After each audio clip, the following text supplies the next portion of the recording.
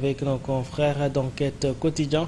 L'Alliance pour la République a fait la une ce matin. L'Alliance pour la République qui dresse aujourd'hui le bilan des 12 ans de Macky Sall à la tête du Sénégal et l'APR défend ainsi son bilan selon la publication.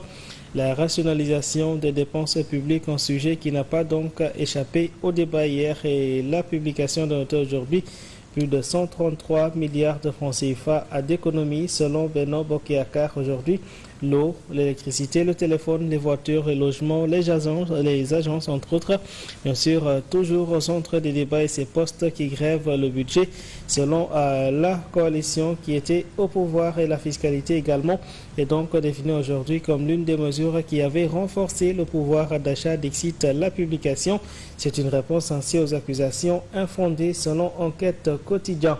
Wolf Quotidien, dans la foulée donc de parler d'un challenge de Beno concernant le projet du nouveau régime. Notez bien que les 12 années du président Macky Sall à la tête du pays ont redessiné le visage du Sénégal selon Maître Sidiki Kaba. Une réponse tout simplement Ousmane Sonko et il ne devrait pas donc y avoir aucune honte à constater que les fondations sont solides. La parole populiste ne saurait ternir les legs du président Macky Sall, d'Exit Sidiki Kaba dans les colonnes de nos confrères. Voici bien ce qui fait parler dans ce livre. Les Échos quotidiens de son côté donc reviendra pour parler de 12 ans de gouvernance entre 2012 et 2024. Macky en chiffres et en lettres, c'est le titre qui barre la une de nos confrères. Maître Sidiki Kaba donc de parler d'une réponse limpide, lumineuse aux attaques infondées aux déclarations populistes. Mansour Faye donc de noter qu'ils attendent le retour au Sénégal, la présence du PDS. C'est la grande énigme selon les Échos quotidiens. D'autre part, la publication donc évoque ce gangster qui a suivi donc jusque dans la chambre et tiré à bout portant sur ce dernier. Il a atteint donc au thorax au flanc devant sa femme. Notez donc qu'on revient sur ce convoyeur de fond. Les voisins alertés, les brigands tirent un coup de sommation et s'évaporent dans la nature. Plus de peur que de mal puisque la balle a été retirée. Le pronostic vital de Diallo n'est pas engagé selon la publication. Ceci dit, ouvrons Busby le jour pour revenir sur le bilan des 12 ans de Macky Sall à la tête du Sénégal. Voilà donc l'Alliance pour la République qui livre son combat contre le projet. Un inventaire qui sera une réponse limpide et lumineuse, pertinente également face aux déclarations populistes. Selon Maître Sidiki Kaba, et vous verrez ainsi sous peu des baptêmes d'enfants qu'ils n'ont pas enfantés. Dixit Oumarioum, mais Mansour Faye, lui, réclame le retour de Macky Sall. Amadou Ba, en tout cas, est l'absent le plus présent d'après le journal du groupe Immédiat. Ceci dit également, nous revenons sur ce livre avec Vox Populi Quotidien qui mentionne ce matin un livre bilan en réponse au pouvoir, un ouvrage de 200 pages publié 5 mois après la perte du pouvoir sur les initiatives et réalisations du président Macky Sall durant ses 2 mandats et les perspectives dégagées. Maître Sidiki Kaba, dernier PM de Macky Sall, lui a exhibé le livre comme un état à des lieux. À la face du point Actu Quotidien, c'est encore et toujours ce livre qui fait parler. Notez bien que la publication donc a d'évoquer ce matin donc un livre qui exhibe ainsi un bilan de 12 ans et comment Beno veut noyer le projet devant l'opinion.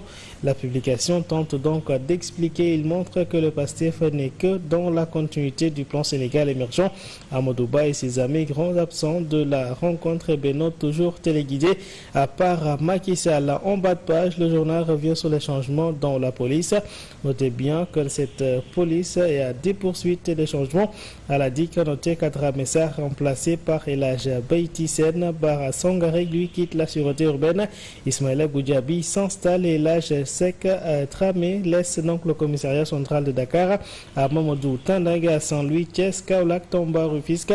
Le commissariat spécial de l'aéroport change de patron, informe le journal. Ouvrons à présent le quotidien national Le Soleil pour revenir sur la coopération et migration irrégulière, la situation au Sahel et à Gaza entre autres.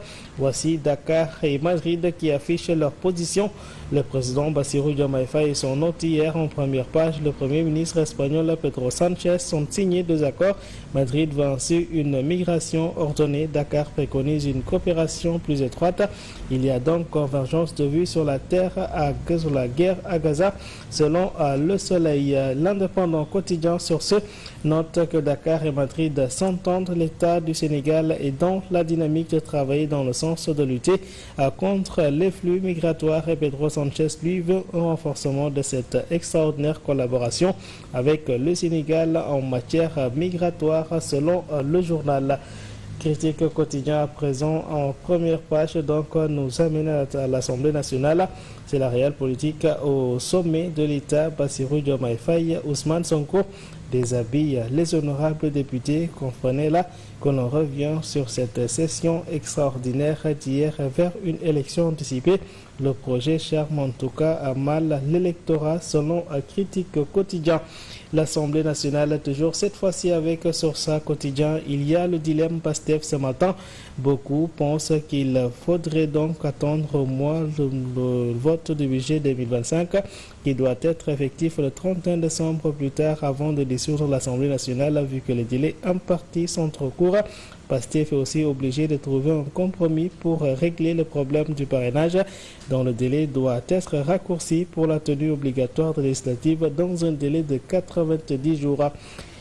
Sur ça également évoque ces deux bus Tata qui se lancent dans une course au parc Lombay puis tuent deux jeunes ce matin. Selon la publication, c'est la suite d'une course entre deux bus Tata que l'un des engins a mortellement fauché deux jeunes qui étaient à bord d'une moto. Le double drame a eu lieu hier au parc Lombay. Les deux chauffeurs donc qui ont mortellement buté Matara Chan et Ousmane Sek sur leur moto en provenance de Seras se sont enfuis. L'un des bus Tata immatriculé DK 4198 AB a été abandonné sur place, informe la publication. La Tribune quotidienne, lui, de son côté, nous dira donc que la série macabre continue. C'est un danger en permanence, parlant de ces meurtres récurrents des derniers jours.